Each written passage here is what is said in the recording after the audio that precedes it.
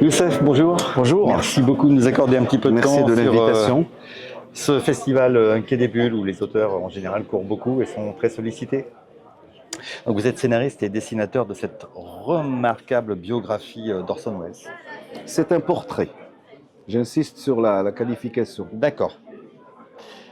D'où vous vient cette passion pour celui qui est devenu une légende du cinéma, mais qui était tellement plus que ça? Oui, il est tellement plus que ça. C'est une espèce d'artiste, on va dire, de la Renaissance ou du 19e siècle avec les moyens du 20e siècle.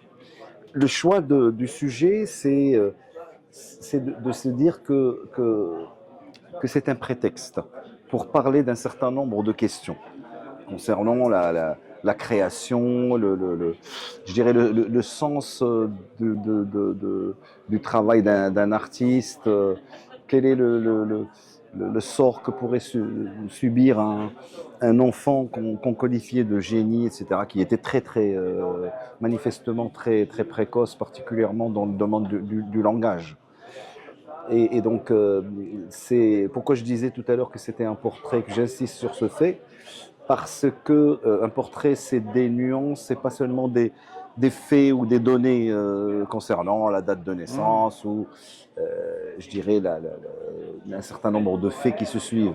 C'est surtout le fait le désir de croquer ce personnage qui représente quelque part mes propres obsessions. Voilà. Ce portrait, loin d'être plat et linéaire, est totalement vivant. C'est un portrait tumultueux à l'image d'Orson Welles. Comment est-ce que vous avez construit le scénario? Quelle a été votre ligne directrice? Alors, c'est vrai que, en ayant dit ce qu'on a dit précédemment, je devais trouver un concept narratif. Et c'est quelque chose qui me tient beaucoup à cœur. C'est un peu comme ce qui se passe avec un cadeau japonais, des biscuits ou quelque chose comme ça. Le paquet est tout aussi important que ce qu'il y a dedans. Et je considère que la narration d'une histoire est comme la petite touche, j'allais dire, esthétique qui va ajouter aux choses.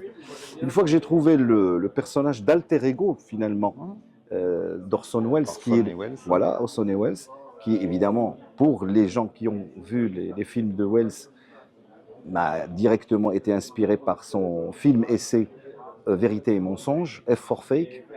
Une fois que j'ai trouvé ça, j'avais cette théâtralité que je cherchais.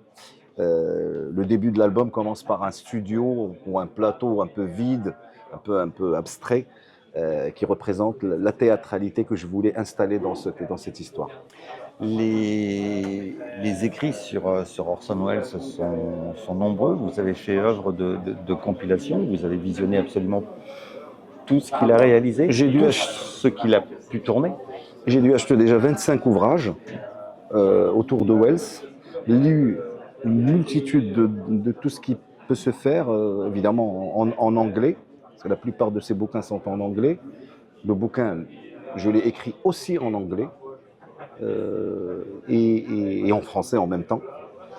Et puis j'ai effectivement dû visionner tous les films et par chance aussi, son dernier film inachevé, De l'autre côté du vent, a pu être fini par Netflix et qui est une espèce de film testament et que je recommande aux personnes qui veulent le regarder, mais seulement en ayant jeté un petit coup d'œil sur ces autres films pour pouvoir le pénétrer dans ce film-là. Donc on a évoqué Orson et Welles, donc Orson et son alter ego. Welles, c'était le génie tonitruant, fumant le cigare, vêtu d'un chapeau à large bord, de sa cape, tel que moi je m'en souviens dans une série qui s'appelait Les Mystères d'Orson Welles, je crois. Voilà, pour moi, Orson Welles, c'est ce personnage-là, très shakespearien, quelque part. Mais qui était Orson, en fait? Et de magicien aussi. Oui. Et de magicien, oui, car il pratiquait la magie. Car il pratiquait la magie depuis tout jeune. D'où ça vient? Alors, la passion pour Shakespeare d'abord, pour le théâtre, évidemment, et pour les racines du théâtre. C'est la commedia dell'arte, aussi comment dirais-je, le conteur dans le marché. C'est pour ça que je parlais tout à l'heure de la Renaissance, voire même du Moyen-Âge.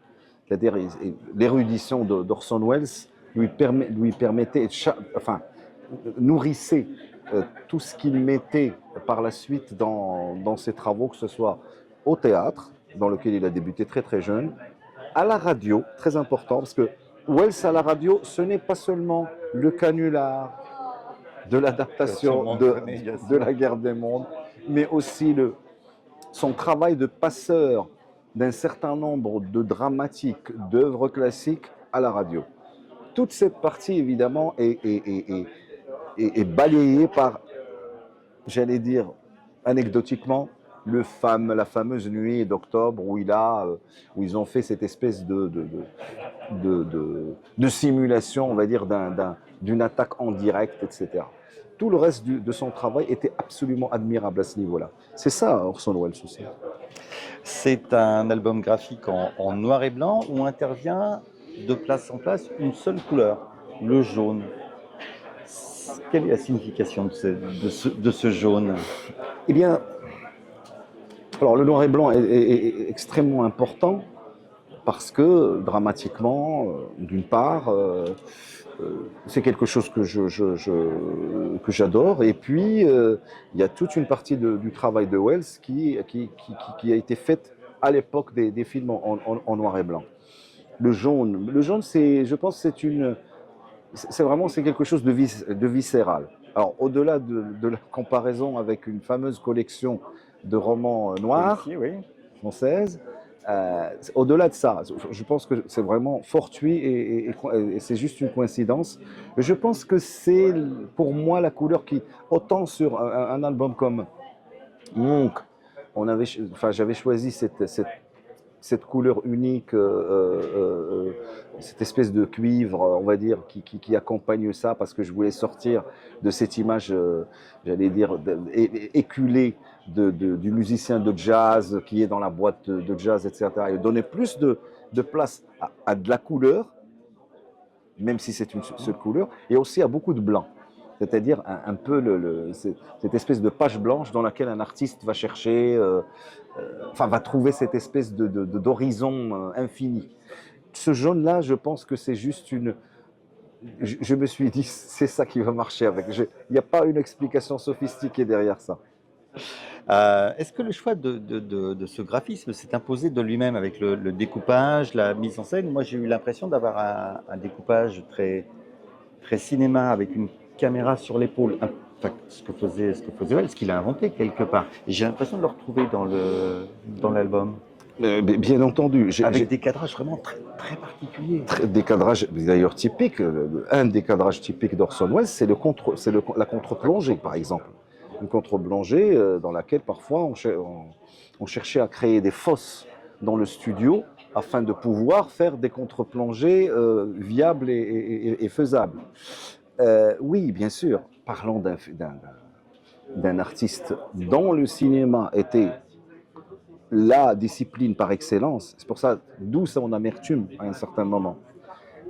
C'est d'essayer non pas de faire, j'allais dire, une imitation de cinéma avec notre médium, que je considère un médium à part entière, Totalement. qui n'a pas besoin d'autre de cinéma ni de quoi. C'est pas du sous-cinéma, mais en même temps emprunter, c'est-à-dire utiliser un langage adéquat dans le cadrage, et la bande dessinée est un art du cadrage aussi. Il était très important d'imprimer ça, effectivement, et d'emprunter les tics ou le langage de Wells dans son œuvre et aussi dans la façon d'en parler. Et soit dit en passant, on parlait tout à l'heure de narration, je vais le résumer en deux temps, en deux mots, je veux dire. Le travail de structure dans cet album et dans tous mes autres albums prennent 80% du temps. C'est là où se concentrent tous mes efforts. Les 20% restants, c'est le dessin. C'est malheureux peut-être à dire, mais je trouve que la façon de raconter une histoire est extrêmement importante parce que, d'abord, je veux prendre le lecteur par la main tout de suite avec le prologue et que ma prémisse et donc ma promesse puisse être que je puisse être à la hauteur de cette promesse-là pour mes lecteurs, quand je leur fais cette promesse au premier chapitre ou dans le prologue, etc. Et c'est un côté excitant que je veux insuffler aux lecteurs pour qu'ils puissent continuer à lire l'histoire. Vous vous êtes particulièrement attaché au réalisme des personnages. On suit l'évolution physique de Wells au long de ses années, notamment de son visage, très important, alors qu'il avance son âge, mais on reconnaît aussi certain nombre d'actrices ou d'acteurs. Donc moi, j'ai vu Janet Leigh, Marlène Dietrich, Charlton Heston. Est-ce que cette approche d'un réalisme qui est esquissé, en fait, est important pour vous? On les reconnaît, mais en même temps, c'est pas une photo. Ah oui, alors effectivement, la bande dessinée étant ce qu'elle est, c'est-à-dire une espèce c'est un art de la simplification, voire même de la caricature ou de l'esquisse. Il n'était pas question de faire des photos de ces personnages-là. Chercher ce réalisme-là, mais avec un style de dessin, j'allais dire, assez spontané, qui puisse effectivement se marier avec le reste du style du livre, était très important, à la même hauteur de la recherche très très très poussée qui a été faite sur les faits, par exemple, qui traversent le livre, sont absolument documentés, revérifiés, vérifiés, et même cités à la fin on peut d'ailleurs vérifier tous les faits lors d'une bibliographie énorme que j'ai mise à la fin de l'album. Orson Welles, c'était un génie exubérant, excellent dans tous les domaines artistiques. Quel fut, d'après vous, celui qui l'a rendu le plus heureux? Il regrettait à la fin de sa vie de ne pas être resté dans le théâtre. Mais je pense que son rêve absolu, c'était le cinéma. C'était vraiment le cinéma. Et ce qui l'a rendu encore plus amer, c'est qu'après une période, j'allais dire, d'exil, où il avait une espèce de statut de paria, d'une certaine façon, arrive à une renaissance d'Hollywood, à la fin des années 60, début des années 70, qu'on appelait le nouveau Hollywood. Et se sachant, se constatant qu'il était littéralement snobé par les gens qu'il appelait les petits-enfants gâtés quoi, du nouveau Hollywood, les barbus, quoi, les Coppola, Jerry Schatzberg, enfin tout ça, une espèce de nouvelle vague. Il lance et il voulait participer il voulait faire encore un comeback après le comeback raté de la soif du mal. Ça, c'était vraiment sa plus grande amertume. Donc c'est le cinéma finalement. Le cinéma, oui. J'aurais dit peut-être le théâtre, mais voilà, c'est une autre. Mais ça fait partie du personnage, c'est tellement.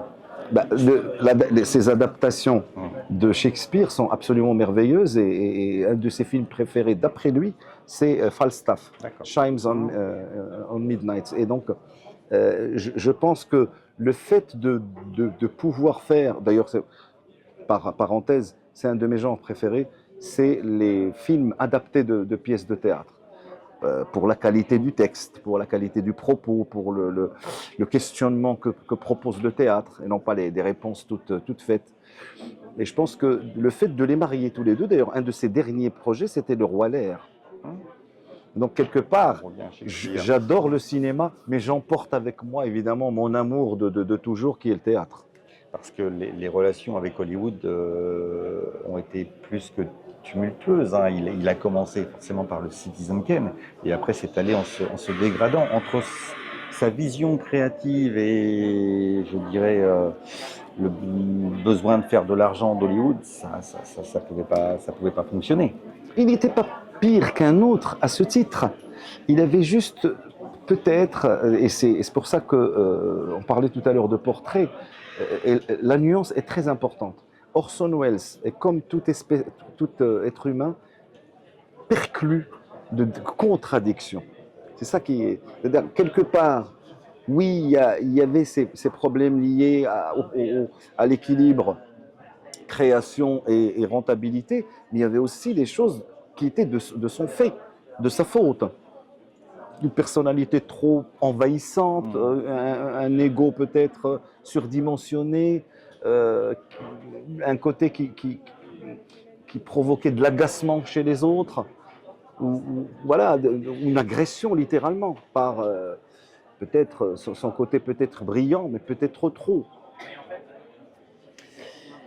Ce portrait est aussi une leçon de cinéma, du moins la vision de Wells sur le cinéma. Il était, on va dire, incompris à son époque. Il est aujourd'hui considéré comme un réalisateur visionnaire.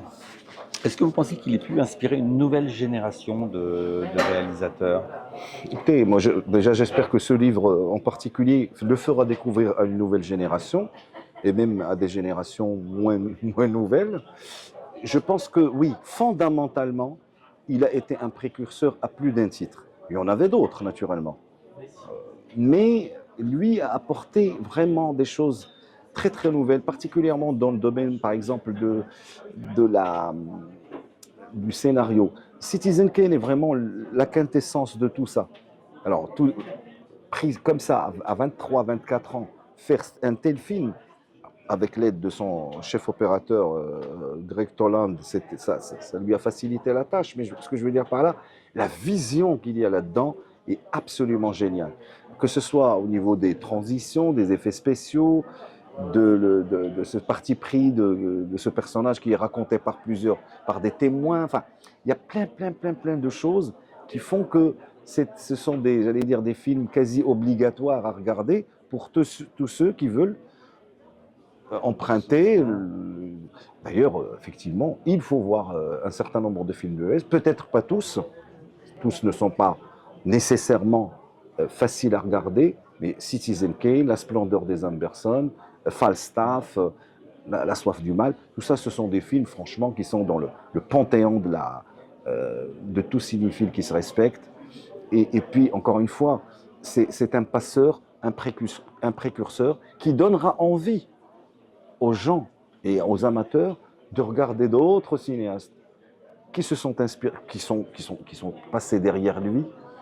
Et je pense que c'est tout à fait... Il s'inscrit comme ça, non pas comme le phare unique du cinéma mondial, mais un des jalons très importants de cet art-là.